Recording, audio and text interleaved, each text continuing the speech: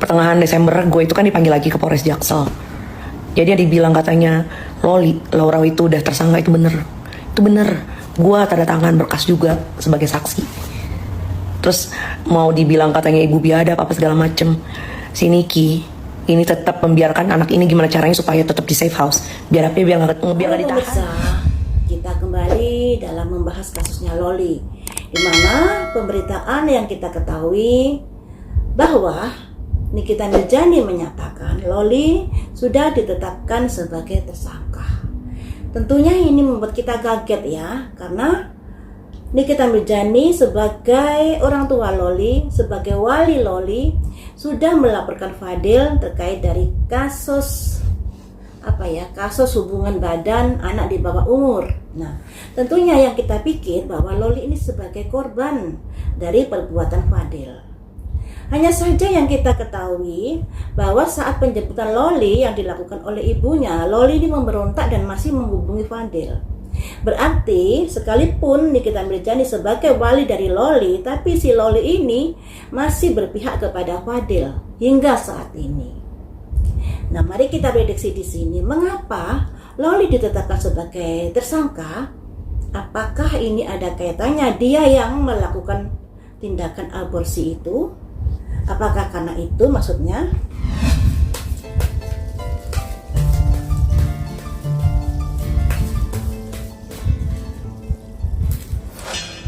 Ada servis pelayanan, ada simbol seseorang yang sakit kemudian diservis.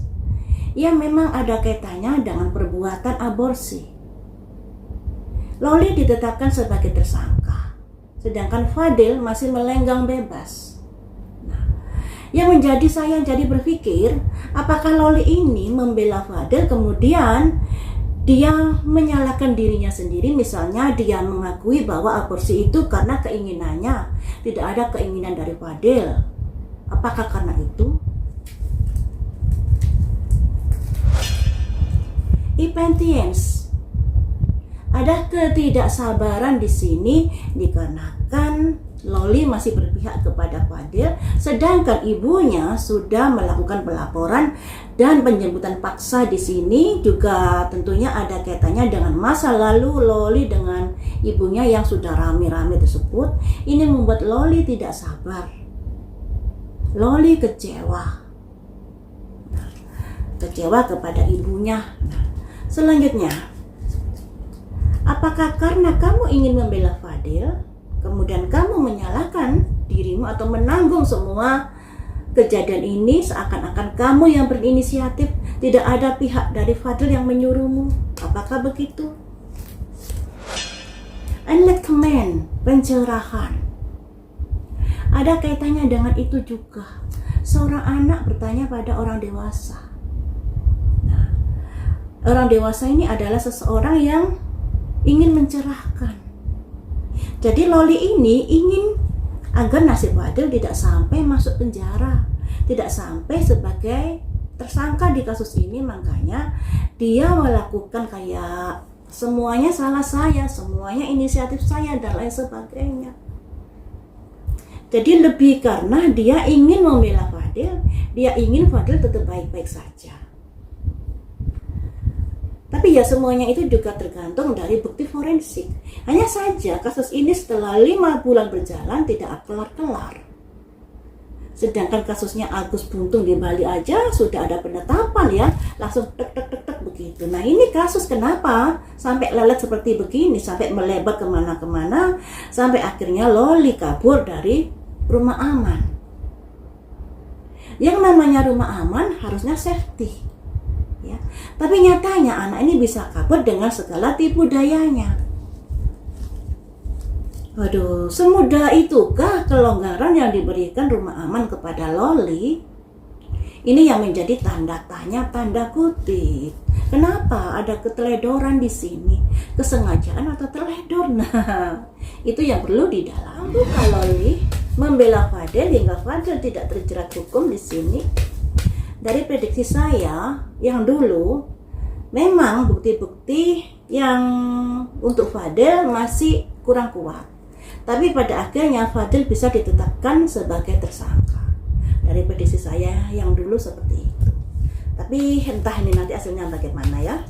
Untuk Loli, apakah dengan usaha-usaha tersebut Fadil bisa terbebas dari jerat hukum? Ada simbol confusion. Situasi kondisinya masih membingungkan untuk dari ketentuan buat Fadil ini. Antara bersalah dan tidak, masih membingungkan di sini. Apalagi di sini ada seseorang yang meniupkan sesuatu agar masalah ini menjadi seakan-akan ribet dan ruwet.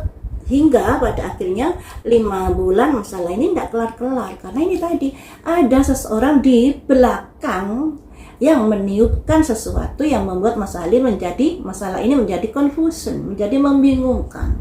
Nah, ini ada kaitannya dengan prediksi saya kemarin, di mana ada seseorang yang bermain di belakang Nikita Mirzani yang memiliki tujuan buruk pada Nikita Mirzani. Nah, orang-orang ini tentunya orang-orang yang berseberangan dengan Nikita Mirzani pastinya. Dan kemudian di sini juga ada orang yang meniupkan sesuatu atau membuat masalah ini menjadi berlarut-larut. Ada kekuatan orang lain di sini meniupkan sesuatu agar masalah ini menjadi muter-muter tidak karu-karuan. Nah, untuk Fadil di sini nunggu nasib destiny. Kalau kamu memang nggak berbuat sesuatu, ya kamu bisa bebas. Tapi kalau kamu melakukan sesuatu, ya kamu harus menerima nasibmu. Ada pengadilan, ada penghakiman di sini soalnya destiny, nasib. Hukum ini kan tebak tuai. Nasibmu nanti ke depannya ditentukan di dalam garis-garis yang sudah kamu lakukan, atau perbuatan yang sudah kamu lakukan pada akhirnya menentukan nasibmu di sini, baik buruk yang terjadi bagian dari apa yang sudah kamu lakukan. Hanya saja memang kasus ini menjadi ribet dan rumit dikarenakan adanya pihak-pihak yang berusaha untuk membuat kasus ini menjadi muter-muter tidak karu-karuan. Komplasensi, ada ketidakpuasan, dan ini membuat kita yang menonton kasus ini juga tidak puas. Dari pihak Nikita Mirzani tentunya juga tidak puas. Jadi teman-teman, kalau memang Fadil bersalah ya segeralah diproses. Kalau nggak bersalah ya segeralah diumumkan. Jangan digantung seperti ini, ya kan? Selanjutnya, bagaimanakah nasib Fadil ke depannya?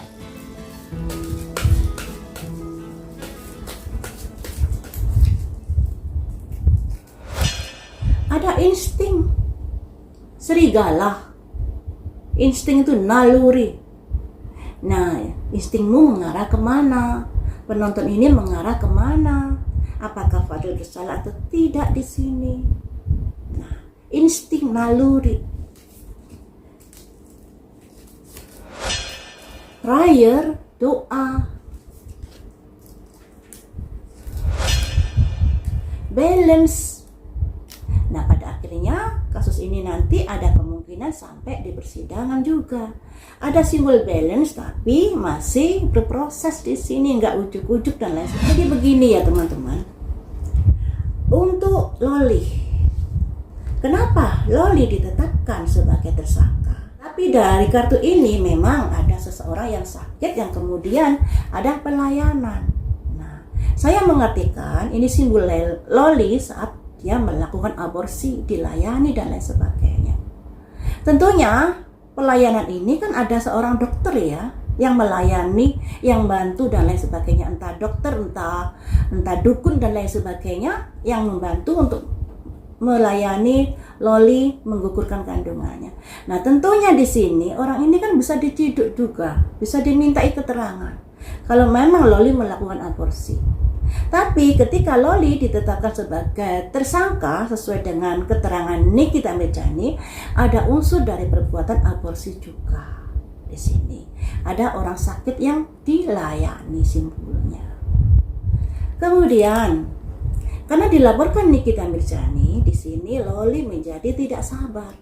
Emosinya meledak, emosinya terpancing di sini. Karena yang melaporkan Fadil ini sebelah pihak. Memang Nikita Mirzani ini sebagai orang tua mewakili Loli atau wali dari anaknya yang merasa keberatan kalau anaknya diperlakukan seperti itu oleh Fadil. Makanya Nikita Mirzani melaporkan Fadil. Hanya saja Nikita Mirzani juga terlalu gerusa-gerusu, tidak melihat dari kondisi anaknya, kejiwaan anaknya, apakah berpihak kepada dia atau berpihak kepada Fadil. Nah, dilala Loli ini lebih berpihak kepada Fadil. Dia melakukan pembelaan pada Fadil di sini, tidak berpihak kepada ibunya. Ada simbol pencerahan. Jadi Loli ini berusaha membela Fadil agar Fadil tidak sampai ditetapkan sebagai tersangka. Nah, tapi Loli nggak sadar dengan perbuatan seperti itu, pada akhirnya dia yang ditetapkan sebagai tersangka menurut ibunya dikarenakan mungkin karena masalah aborsi tersebut. Jadi saya rasa Nikita Mirzani, Loli ini memberikan keterangan bahwa mungkin ya karena masih prediksi ya, bahwa Loli ini menyalahkan dirinya sendiri, tidak mengaitkan ke Fadil karena dia nggak mau Fadil masuk penjara sebab rasa cintanya yang masih begitu dalam. Makanya kemungkinan dia memberikan keterangan bahwa aborsi itu adalah atas inisiatifnya sendiri, atas keinginannya sendiri. Nah, saya mengartikan seperti itu. Tapi ya kita tunggu saja proses selanjutnya di sini. Karena yang namanya prediksi itu ya kadang-kadang tembus, kadang-kadang tidak, kadang-kadang nyerempet-nyerempet sedikit hasilnya. Karena saya juga manusia biasa. Nah, kemudian kenapa kasusnya lambat di sini? Ternyata ada pihak-pihak yang membuat kasus ini menjadi rumit, menjadi kayak membingungkan, berlarut-larut dan sebagainya. Ada yang meniupkan entah gosip-gosip atau bukti-bukti yang begini yang begitu atau apalah itu yang membuat masalah ini menjadi confusion, menjadi membingungkan. Nah, tapi di sini juga tergantung dari nasib Fadil saja. Kalau dia tidak bersalah ya tentunya nasib baik berpihak padanya. Tapi kalau dia terbukti bersalah ya dia harus menanggung akibatnya. Berlarut-larutnya masalah ini pada akhirnya membuat ketidakpuasan dari orang-orang yang memantau kasus ini, juga termasuk dari Nikita Mirzani. Nggak puas terhadap penanganan kasus ini. Nah, kalau menurut Fadil bersalah atau tidak, ya lihat dari instingmu. Nah, buat penonton, menurut penonton ini bagaimana? Fadil ini bersalah apa tidak? Karena di sini ada insting loh ya, naluri. Sesuai hati nurani. Pendapatmu bagaimana? Karena disimbolkan serigala. Serigala itu menurut kalian simbol positif apa negatif? Nah, dan di sini ada simbol prayer. Doakan saja masalah ini bisa segera sampai di persidangan. Ada simbol balance di sini. Ada simbol orang membawa tong ya, seperti timbangan ini lambang dari sebuah keadilan yang akan diberlakukan di sini. Nah, saya mengartikan ini adalah proses hukum yang kemungkinan dikelar nantinya. Entah kapan, karena sampai 5 bulan dia kelar-kelar ya. Entah sampai kapan di sini. Nah, kemudian di sini ingin saya prediksi nasib Loli ke depannya seperti apa. Karena menurut Nikita Mirzani, Loli sudah ditetapkan sebagai tersangka. Bagaimanakah nasib Loli ke depannya?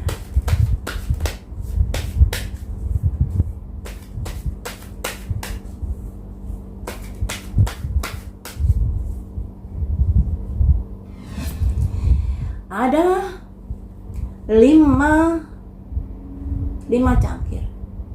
Jadi Loli ini pikirannya juga gundah gulana, pikirannya tidak tenang dan juga tidak bisa melupakan dari apa yang sudah terjadi. Kenapa dia masih membenci ibunya? Dikarenakan dia juga belum bisa move on atas gonjang-ganjing antara dia dengan ibunya. Dia belum bisa melupakan, makanya yang dilihat oleh Loli ibunya dari sisi negatif, tidak dari sisi positif. Makanya dia juga bilang kan, jangan takut untuk melawan apalagi karena kamu dilahirkan dan lain sebagainya itu loh ya. Nah di sini karena Loli ini melihat dari sisi negatifnya terkait ibunya. Ketika seseorang lebih fokus melihat sisi negatif, dia tidak akan bisa melihat sisi positifnya. Nah, makanya Loli begitu benci pada ibunya sebab dia selalu melihat dari sisi negatif. Bagaimanakah nasib Loli ke depannya? Untuk Loli hati-hati loh ya kamu. Hati-hati. Karena ternyata di sini ada seseorang yang melakukan rencana diam-diam tanpa sepengetahuanmu. Kita tahu di sini bahwa Nikita Mirzani memiliki banyak musuh, banyak berseberangan. Nah, dari prediksi saya yang kemarin, dari musuh-musuh Nikita Mirzani akan melakukan gerakan di bawah tanah. Apalagi di sini juga ada simbol seseorang yang meniupkan sesuatu atau seseorang yang bisa membuat masalah ini menjadi berlarut-larut. Ditambah lagi ternyata di sini juga ada simbol ini. Makanya untuk Loli hati-hati, jangan mudah percaya pada orang-orang. Memang kamu saat ini lagi terpuruk. Kalau seseorang terpuruk itu memang pikirannya agak buntu ya teman-teman. Dia kurang bisa melihat secara jernih. Tapi di sini ada seseorang yang mungkin kelihatan baik, tapi di belakangnya memiliki agenda tersendiri. Makanya di sini Loli hati-hati Loli, jangan sampai kamu dijadikan senjata pamungkas dari orang-orang yang memusuhi ibumu. Ya. Selanjutnya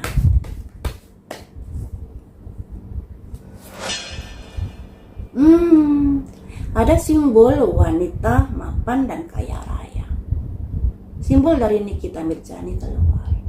Seperti yang saya bilang tadi, di mana Nikita Mirzani ini memiliki musuh-musuh. Dan musuh-musuh ini berusaha bergerak di bawah tangan untuk membuat masalah ini juga menjadi membingungkan, membuat masalah ini menjadi berlarut-larut.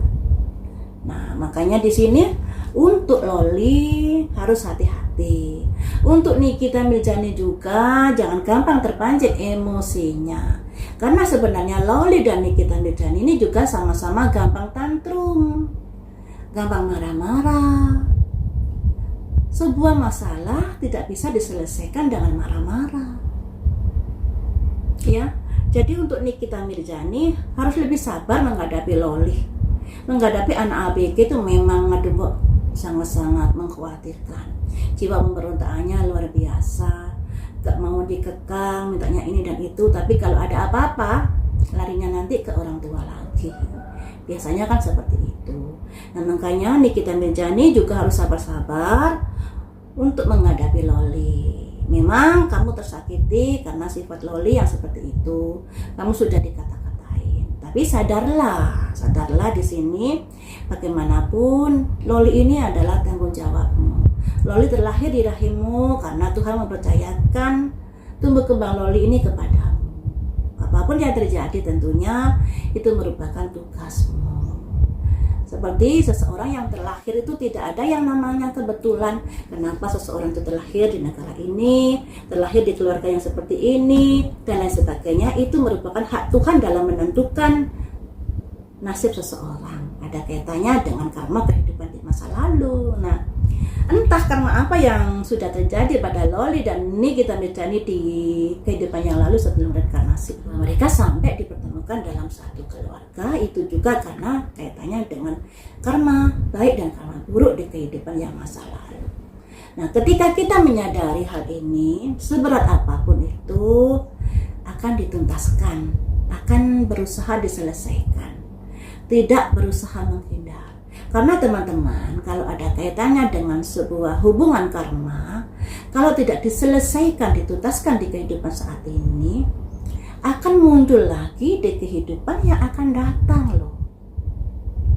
Makanya untuk Nikita Mirzani, kamu juga harus baik-baik dengan anakmu. Untuk Loli juga begitu, kamu harus menghargai dan menghormati ibumu.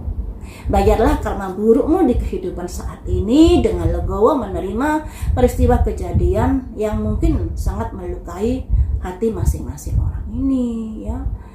Jadi ya untuk Nikita Mirzani memang Loli ini sebagai tugasmu ya harus kamu selesaikan dengan baik. Dan untuk Loli sebagai anak, kamu juga harus menghargai ibu. Jangan takabur seperti